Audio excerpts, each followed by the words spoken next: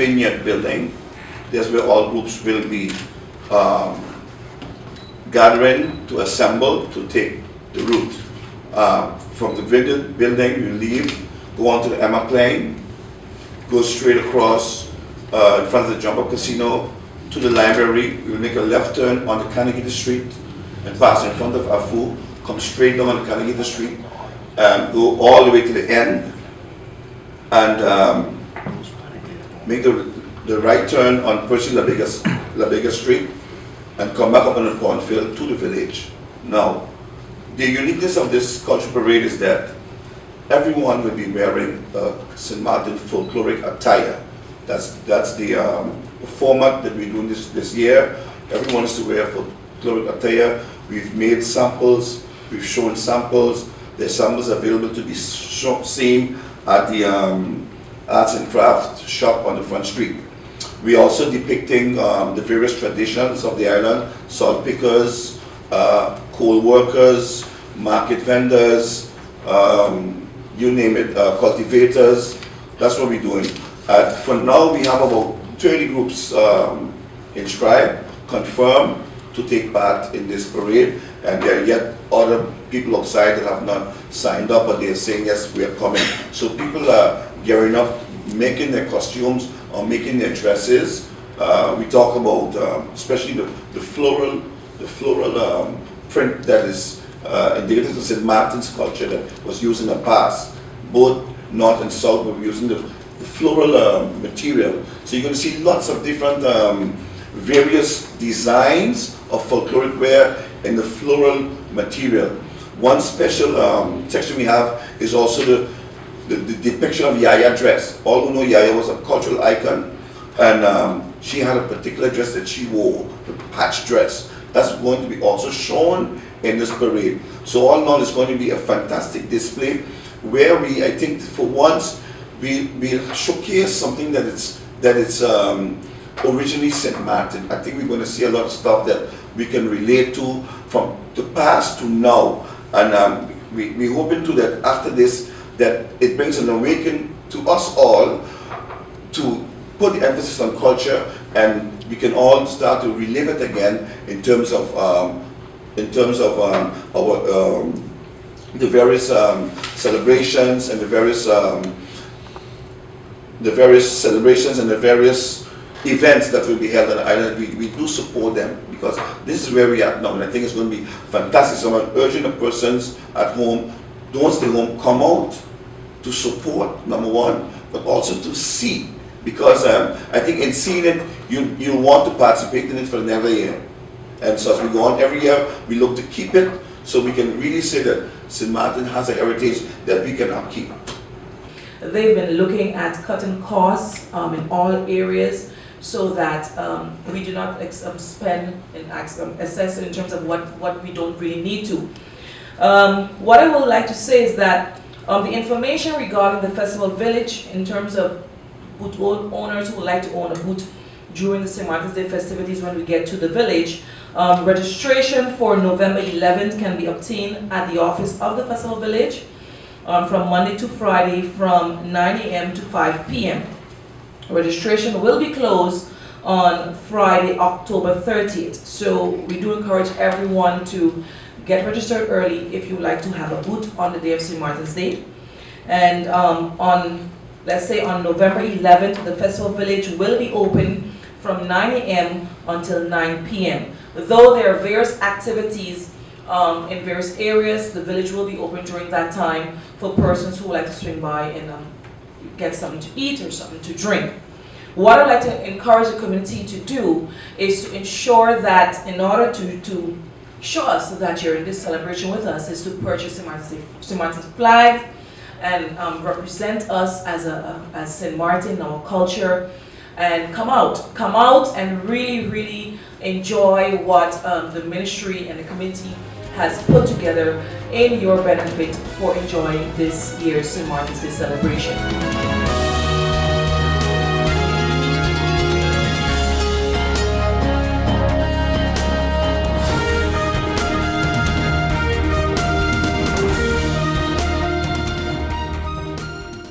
Need a loan that's quick and easy.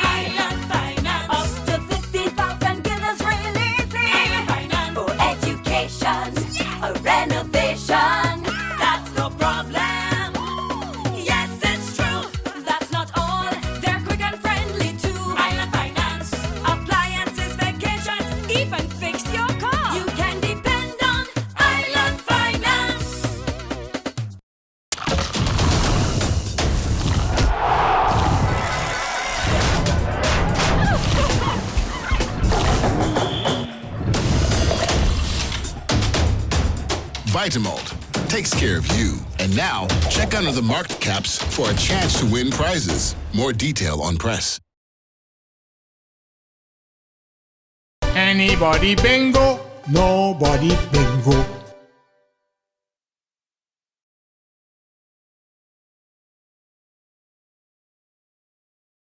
I listened to the leader of the UP. My personal opinion is that when you have a political party, like any organization, and if you don't meet often with your people, with the members of the party, and let them know what is taking place, but only call upon them during the election, then people have a tendency to lose that loyalty or not have that loyalty towards you as a leader anymore.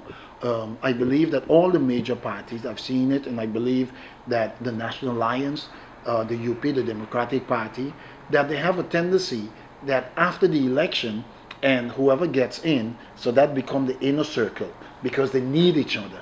But the other people who are supported the party, who voted for the party, they don't hear from them unless there's a crisis. Within most of these established political parties, my opinion is that it has nothing to do necessarily with I want this and you're not giving me that. I believe that it has more to do with the organization. That as a leader of a political party, if you don't keep your flock together by holding regular meetings and outlining to them and discussing things within the team, then yes, you're going to have this situation because you as a leader believe that only you can make decisions, but the others should basically just follow. Let's look at a situation. Take, for example, the case with the Causeway Bridge.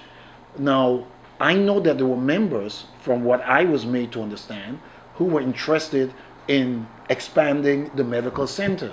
But because the leader of the UP felt that the Causeway Bridge was important to him, that what became the project. Now, so that causes problems within an organization also, because it is only when you say has to be done, only that can be done because you want it, but you don't listen to your other members. And I believe those are some of the reasons, in my opinion, that would cause this ship jumpers. Not in all cases, but I believe that this is one of the factors that cause the ship jumpers.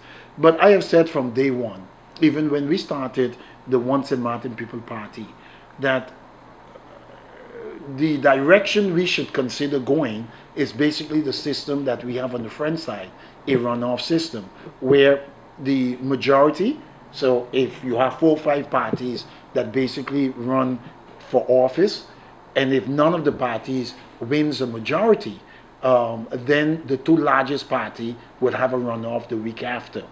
In that case, you would have then most likely 10 members would be part of the party that win, and the other 5 members would be in opposition. I think that could be one way that we can try to solve that problem by going in that direction. But even in that case too, it is not a bulletproof system, because you can have 3 members within that same team that can decide that they don't want to be part and can join the opposition. But I think it would give us a little bit more stability. But more than anything else, I believe that as a political party and as a leader, in order to keep your flock together, you have to have regular meetings and you have to respect each other. Even if you are a 1,800 or 2,000 vote getter, and if I get 200 votes, but I am a member of parliament, we have the same rights in parliament. You, not because you have 2,000 gives you more rights than me. So I think it has a lot to do with the leadership, that why you would have certain people leaving the flock, but not so much as I heard from the leader of the UP, because this one wants that and that one wants the other. But even though he mentioned that, and he mentioned one of his former colleagues, in this case Maurice Lake, but I believe that if that was the case, then he should come out and say, what is it that Mr. Lake wanted that caused him to leave the UP party? But I think he was just talking very vague, And the reporter that was questioning him, I think, should have continued to question him to find out what was it that Mr. Lake wanted, that the reason why he left the party.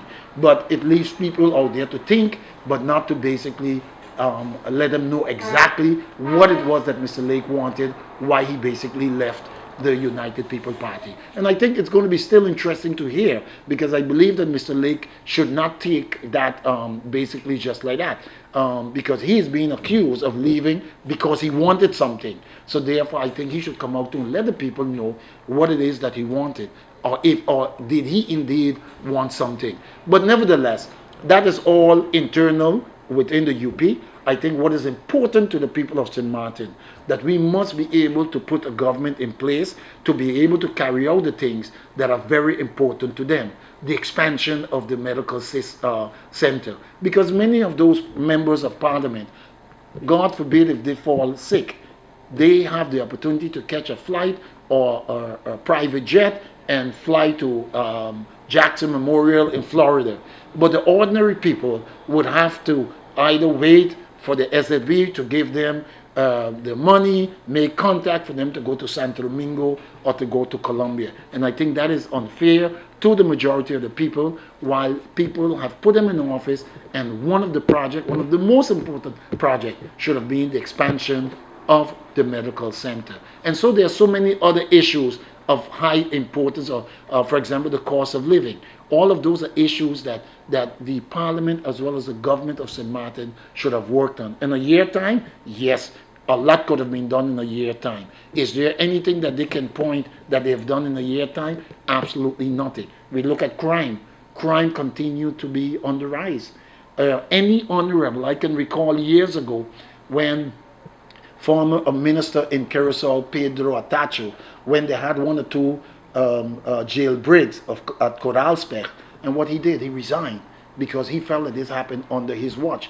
We had another minister, Stanley Anderson, that where we had, for example, with a dialysis, there was something wrong with the water bacteria, and he also resigned. I believe that any honorable member of Council of Ministers that looking at the crime situation, looking at the high cost of living, seeing that nothing has happened in a year time that this government has office, I believe that other than the vote of non-confidence, they should take it upon themselves and leave office and give somebody else a chance in order to take this country to the next level.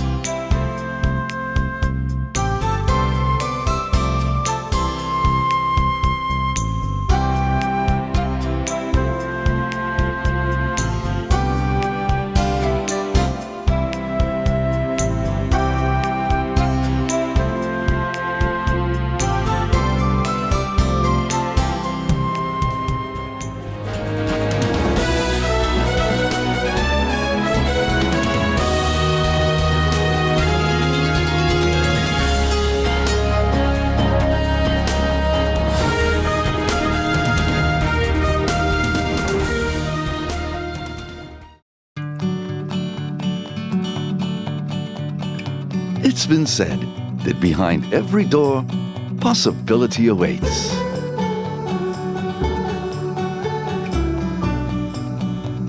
How much possibility depends on which door you open first. Every day, we help our customers discover the possibilities in their lives. It all starts with a conversation. Scotiabank. Discover what's possible. Anybody bingo? Nobody bingo.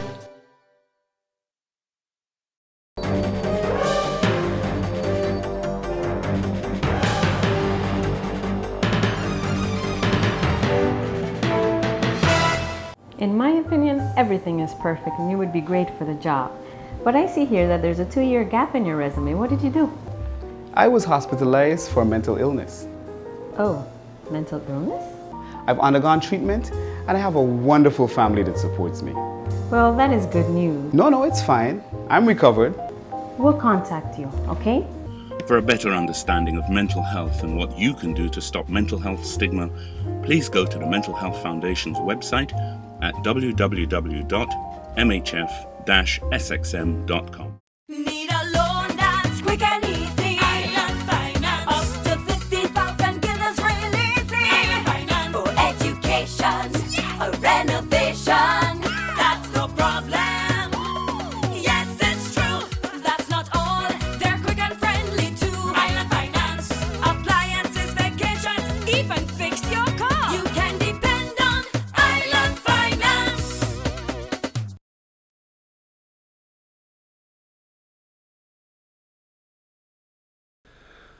The twist the government is trying to give it and the manner in which they are behaving, it would make one wonder if, with that kind of mentality, if then Parliament has any controlling powers and authority over the government. Why do I say that? Take when Minister Dennis Richardson signed that protocol in May in The Hague. There was across the board a lot of criticisms about it.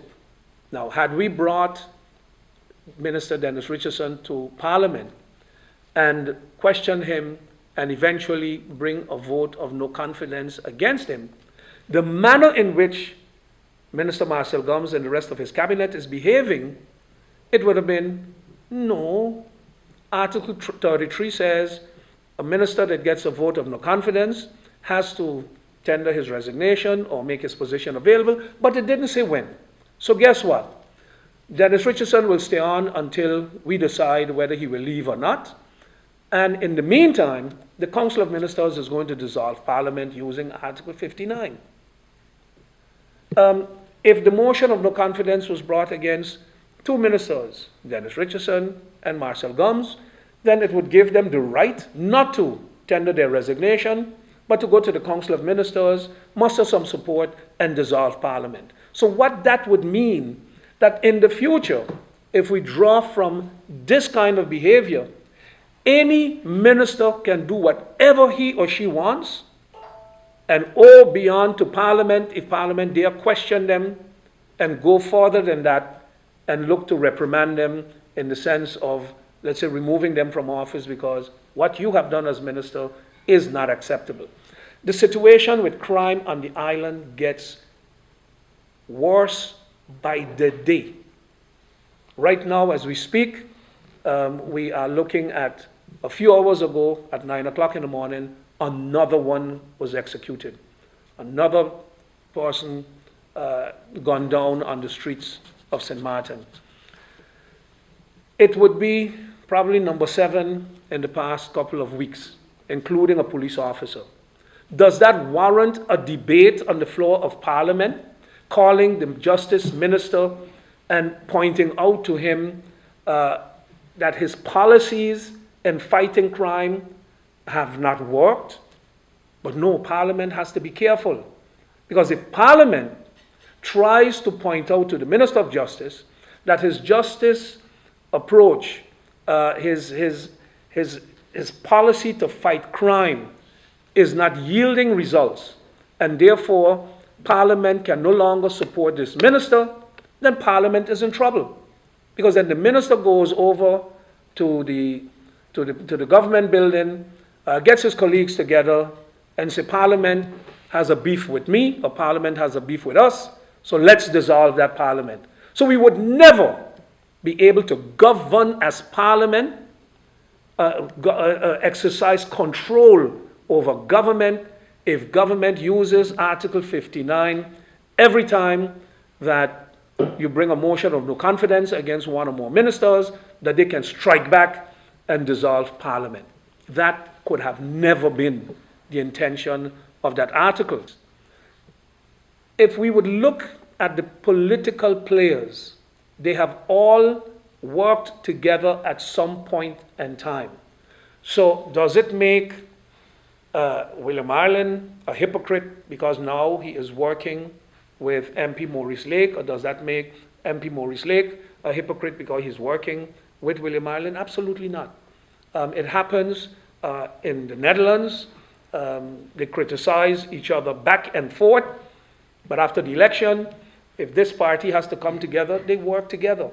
And in the United States, there's a presidential campaign heating up, and they're going at each other left and right because they're seeking to get the majority votes, to get as many votes as possible. But in the end, when the opportunity is given, one has to put aside the personal differences and work in the interest of the people. That is used as, you see the hypocrisy? Because I would say, then what is more hypocritical than while they have lost majority support, and the next day, Franklin Myers was on the radio station over on by Billy D, basically conceding that they have lost the government and that he wishes the new majority success, but then you go around calling them one by one, or calling at least 3 of them to see if you can't get them to come back to work with you. So if it is not Maurice Lake to come back, then somebody else. If it's not Sarah Westcott Williams, then let me try the leader of the National Alliance. And then the question would have been, had William Marlin, for instance, say, you know what, instead of 8, let's work together. What would have been then hypocritical? Not William Marlin signing an accord on the 30th and then signing a next one a week after. So we would prefer to focus on the way forward, which is the interpretations to Article 33.2, Article 40, and Article 59.